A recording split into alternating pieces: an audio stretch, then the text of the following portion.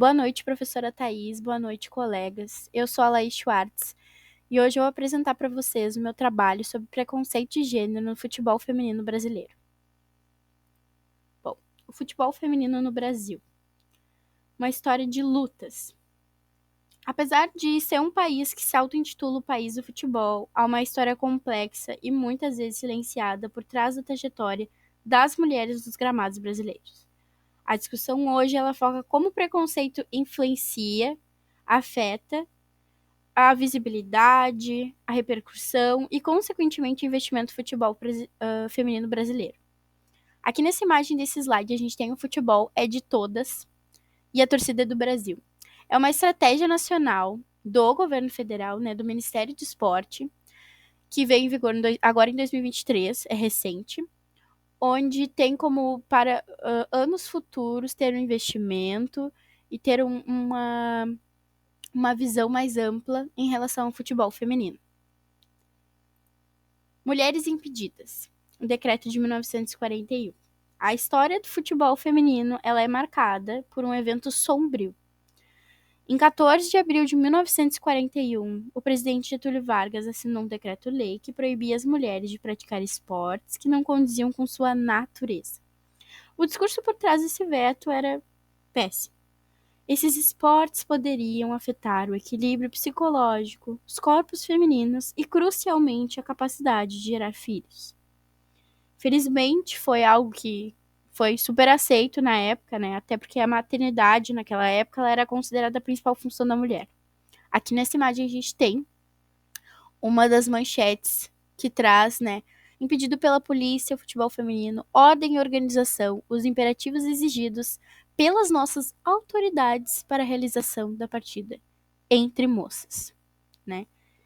Bom, o patriarcado e o machismo estrutural, subordinação feminina, o que isso tem a ver com esse viés todo? O cenário de proibição e desvalorização, ele revela a nítida presença da sociedade patriarcal. A historiadora Gerda Lerner, ela define o patriarcado como um sistema social onde os homens eles detêm a maior parte de poder, né, e dos recursos, enquanto as mulheres elas são sistematicamente subordinadas a eles. A Gerda ela argumenta esse sistema, né, que esse sistema ele é enraizado em práticas de controle social e econômico. E ele não é apenas uma característica que vem de sociedades antigas. Ele continua moldando anos e anos estruturas sociais, até as mais contemporâneas. Ele perpetua a desigualdade de gênero e o machismo.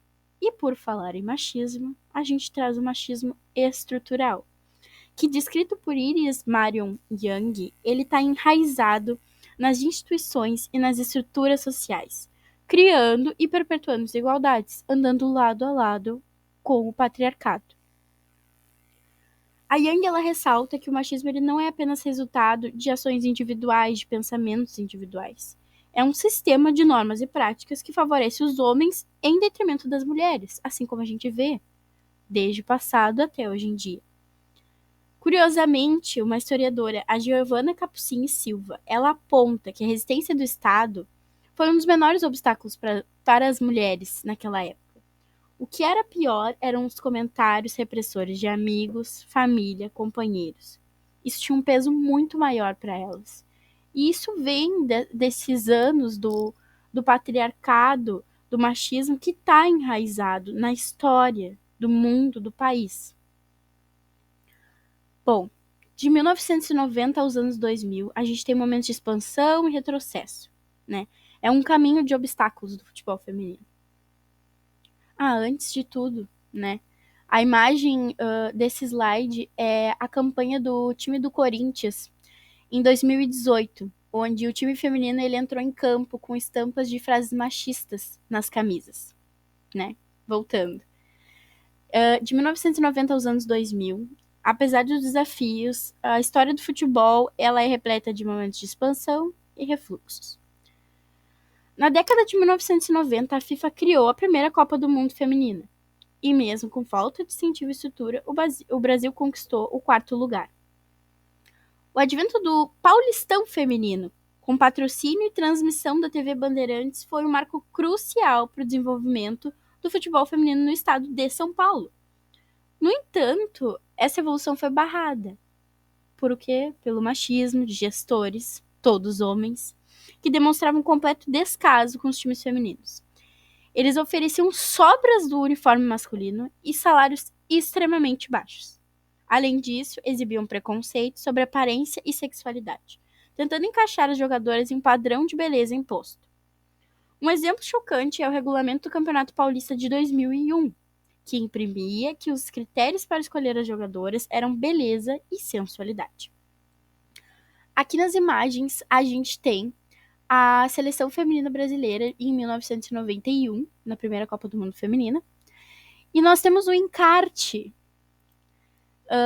do folder do Campeonato Paulista de 2001, onde as mulheres são muito sexualizadas. Dá pra ver em uma das imagens, né?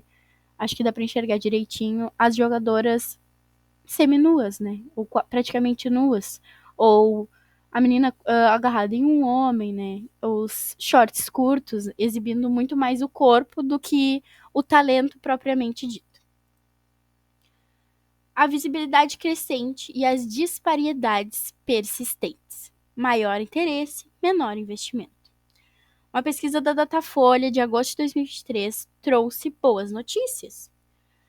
63% dos brasileiros eles demonstram interesse pelo futebol feminino, sendo 18% muito interesse e 46% um pouco de interesse.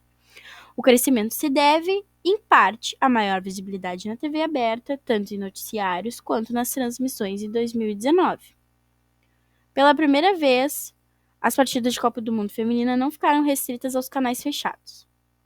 O Grupo Globo, inclusive, firmou contrato para transmitir competições nacionais até 2027, e a diversidade de plataformas aumentou, incluindo TV aberta, fechada e o streaming.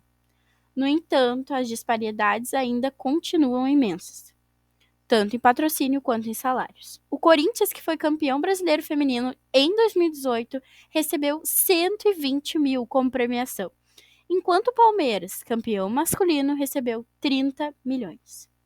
Um exemplo totalmente gritante é da nossa rainha Marta, a principal estrela da seleção brasileira, 6 vezes eleita a melhor do mundo, e nessa foto, levando o prêmio, né, a homenagem, onde o prêmio de gol mais bonito do futebol feminino em 2024, ele vai começar, a partir de 2024, né, ele vai começar a levar o nome da Marta.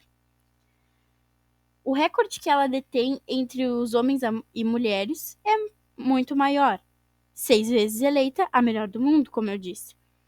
Ela ganha por ano menos de 1% que o Neymar, astro do futebol masculino, que jamais chegou ao posto de melhor do mundo.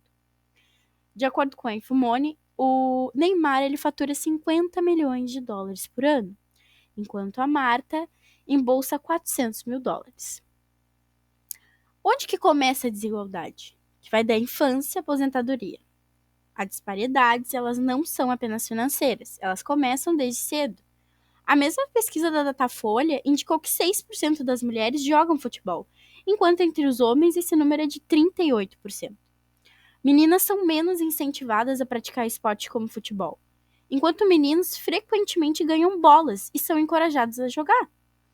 As meninas recebem brinquedos como bonecas, panelinhas, reforçando os estereótipos de gênero. E eu trago novamente sociedade patriarcal e machismo estrutural.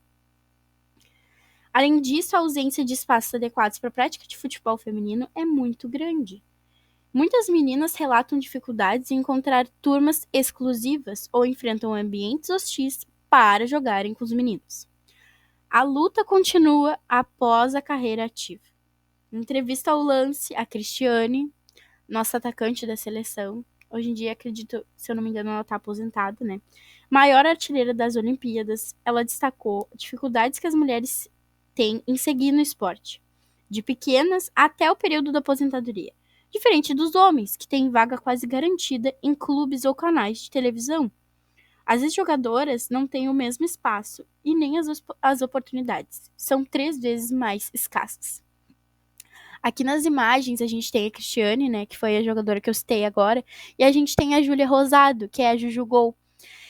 A Juju Gol, ela virou uma promessa do futebol em 2019, se eu não me engano. Ela, com 4 anos de idade, ela foi conhecida popularmente como Juju Gol e chamou atenção com a bola nos pés, né? E ela tem uma matéria, inclusive, da série Promessas, que é dedicada a ela. Ela começou batendo bola no prédio onde ela jogava, enfim. E eu não sei, é um folder, é quase uma parede, assim, e fala somente sobre ela, né? É muito legal isso, que ela teve um incentivo muito grande dos pais na cidade que ela teve. Foi uma das poucas que tem esse incentivo, né? E ela vem pra incentivar mais ainda outras meninas também. Bom, a gente vem com a luta diária, né? Campo, estádio e redes sociais. A Cristiane, né, a atacante da seleção, ela pontuou a forma como ela superou o preconceito. Revela que o preconceito que mais enfrentam, né, é a aceitação do futebol feminino. O respeito com as mulheres, seja dentro do próprio clube ou nos estádios, né? E nas redes sociais. A Cristiane, ela também aponta as redes sociais como o maior inimigo das jogadoras. Ela descreve lugar tóxico em relação ao preconceito com o futebol feminino. A maioria descarrega revolta ou faz comparações ridículas, né? A gente observa que 90% ou mais dos consumidores de páginas de esporte na internet são homens. E por isso, quando alguma notícia do futebol feminino entra, ela nunca é bem vista. Na imagem, a gente tem 3 comentários sobre o lançamento do álbum da Copa do Mundo Feminina em 2019, né? Comentários que eu não gostaria nem de ler, mas que infelizmente eles estão nas redes sociais. Bom, finalizando, a gente traz, né, esse pensamento. É o país do futebol, mas é o país do futebol masculino? Embora o futebol feminino ele tem conquistado avanços desde o fim da proibição, né, que a proibição de 1941 acabou em 1979, ele enfrenta desafios profundos relacionados à visibilidade, os investimentos e a valorização. Os obstáculos, né, são fruto da combinação dos fatores históricos, culturais e estruturais, sociedade patriarcal e machismo estrutural, que são frutos